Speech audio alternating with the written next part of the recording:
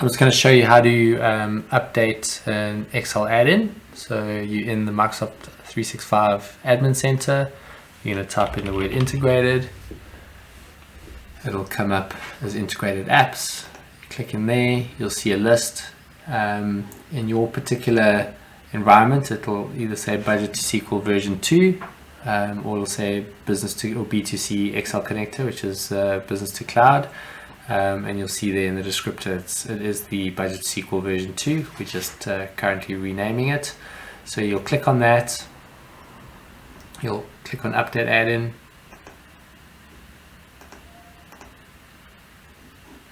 You'll browse to the file, and we'll provide you with that file. It's going to validate. Click on Next.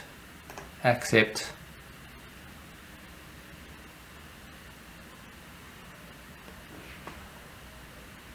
and you'll see updated.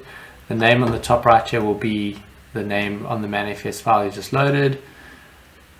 This will give you that same name.